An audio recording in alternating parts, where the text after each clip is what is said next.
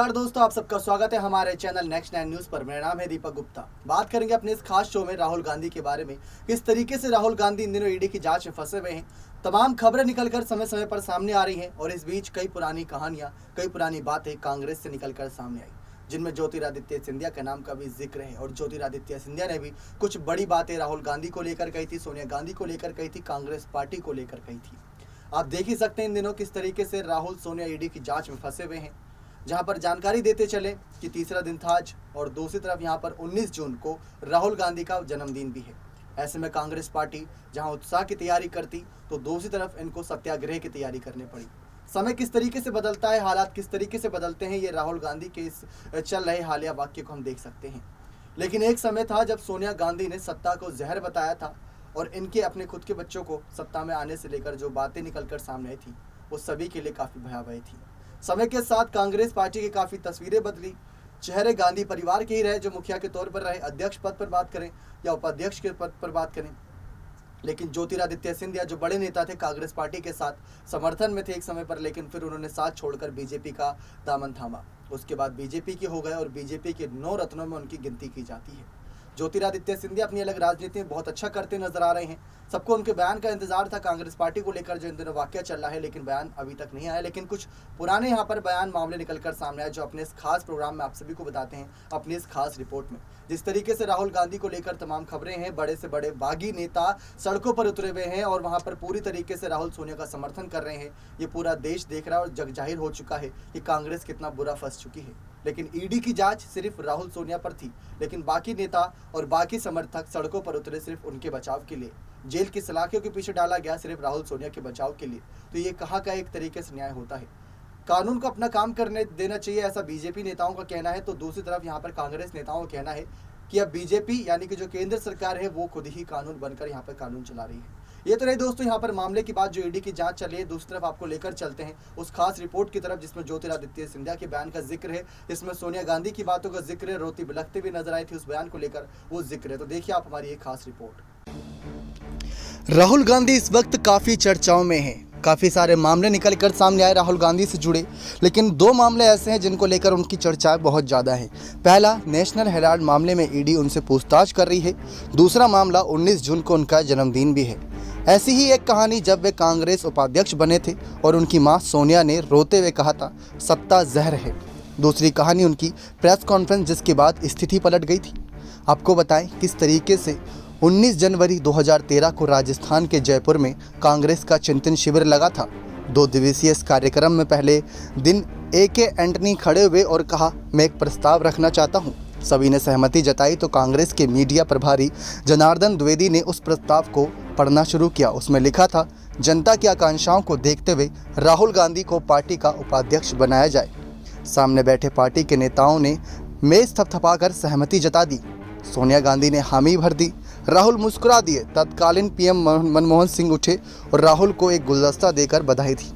इस तरह राहुल कांग्रेस के 10 महासचिवों के बीच से निकलकर पार्टी के उपाध्यक्ष बन गए। अब इसके बाद ज्योतिरादित्य सिंधिया ने क्या कहा था? राहुल के उपाध्यक्ष बनाए जाने के बाद जो ऐलान हुआ, कार्यकर्ताओं ने नारेबाजी शुरू कर दी। देश का नेता कैसा हो, राहुल गांधी जैसा हो, हमारा नेता राहुल गांधी। उस वक्त के केंद्रीय मंत्री ज्योतिरादित्य सिंधिया लोगों के बीच गए और कहा, राहुल गांधी पहले भी बड़े बड़े फैसले करते आ रहे थे। शिविर में 60% युवाओं की भागीदारी उन्हीं का नतीजा है। देश यही चाहता है। इसके बाद उन्होंने भी राहुल गांधी जिंदाबाद के नारे लगाए। हालांकि बाद में सिंधिया खुद ही बीजेपी में चले गए। इसके बाद आपको बताएं किस तरीके से राहुल गांधी मंच पर बोलने के लिए खड़े हुए। सामने बैठी उनकी मां सोनिया गांधी की आंखों में आंसू आ गए। राहुल ने कहा, कल रात मेरे कमरे में मां आई थी, पास बैठी और रोने लगी। वह इसलिए रोई थी क्योंकि जो ताकत बहुत सारे लोग पाना चाहते हैं वो जहर है। राहुल ने आगे कहा, मैं सुबह 4 बजे ही उठ गया। बाहर अंधेरा था और ठंड भी। बालकनी में गया और सोचा कि मेरे कंधे पर अब भी बड़ी जिम्मेदारी है। मैं अब वो नहीं कहूँगा जो लोग सुनना चाहते हैं, अब मैं वो कहूँगा जो मैं महसूस करता हूँ। सत्ता की ताकत का अच्छा और बुरा दोनों असर पड़ता है। हमें बुरे को नहीं सुनना है, अच्छा साथ रखना है। राहुल उपाध्यक्ष बने तो सियासत में उनके कद का आकलन शुरू हो गया। कांग्रेस परिवार के वफादार रहे माखनलाल फोतेदार ने द चिनार लिविस में लिखा, राहुल गांधी में नेता बनने के लिए कोई मोटिवेशन नज़र नहीं आता। सोनिया गांधी बिना किसी तैयारी के उन्हें आगे बढ़ाना चाहती हैं। इसी कारण पार्टी में दिक्कत शुरू हुई। कांग्रेस नेता नटवर लाल ने अपनी आत्मकथा में सोनिया गांधी को कठोर महिला कहा, उनकी आलोचना की, राहुल गांधी के बारे में तल्ख टिप्पणी नहीं की। नटवर लाल ने लिखा कि राहुल गांधी महान नेता जरूर नहीं है, लेकिन वह एक अच्छे इंसान हैं। आपको बता दें कि किस तरीके से उनको लेकर कई बातें कही गई। यह तक तो हमने राहुल गांधी के उपाध्यक्ष पद पर जाने की बात की। अब सवाल है कि क्या राहुल सच में कमज़ोर नेता हैं? इसे लेकर एक प्रेस कॉन्फ्रेंस की बात करते हैं, जहां 16 जुलाई 2021 को राहुल गांधी कांग्रेस की सोशल मीडिया सेल के लोगों को संबोधित कर रहे थे। उनका रुख बदला हुआ था। उन्होंने कहा, जिन्हें कांग्रेस में डर लग रहा है वो पार्टी से जा सकते हैं। कई ऐसे लोग हैं जो निडर हैं लेकिन कांग्रेस में नहीं हैं, उन्हें आना चाहिए। हमें ऐसे लोगों की ज़रूरत नहीं है जो आरएसएस की विचारधारा और सोच पर विश्वास रखते हैं। हमें निडर लोगों की ज़रूरत है, हमारी विचारधारा है। आपको बता दें कि किस तरीके से राहुल गांधी ने जैसे ये बातें पार्टी के ही नेताओं को टारगेट करके कही हों, इसके कई असर अगले कुछ दिनों में ही दिख गए। पंजाब के सीएम अमरिंदर सिंह ने पद से इस्तीफा दे दिया। चरणजीत सिंह चन्नी को सीएम बनाया गया। राजस्थान में पायलट गहलोत विवाद पर चुप्पी। गुजरात में निर्दलीय विधायक जिग्नेश मेवानी पार्टी में शामिल। सीपीआई नेता कन्हैया कुमार पार्टी में शामिल। छत्तीसगढ़ में मुख्यमंत्री बदलाव पर चुप्पी। इस परिवर्तन पर पत्रकार रशीद किदवई कहते हैं कि राहुल पार्टी में बदलाव की कोशिश कर रहे हैं। पार्टी में अध्यक्ष नहीं होते हुए भी लोगों को पता है कि फैसला कहां से हो रहा है। कांग्रेस में दो तरह के नेताओं की संख्या अधिक है, एक जो वफादारी की दुहाई करते हैं और राजनीति में बहुत कामयाब नहीं है, दूसरे वही जो जमीन पर काम करते हैं लेकिन उन्हें पद नहीं मिल रहा है। राहुल को लेकर सीनियर जर्नलिस्ट स्मिता गुप्ता लिखती हैं, राहुल पार्टी में बदलाव चाहते हैं, सीनियर लीडर्स को बाहर करके नए लोगों को सामने लाना चाहते हैं। बाकी राहुल को हम आइडियलिस्टिक कह सकते हैं लेकिन आइडियोलॉजिकली वे इतने क्लियर नहीं हैं।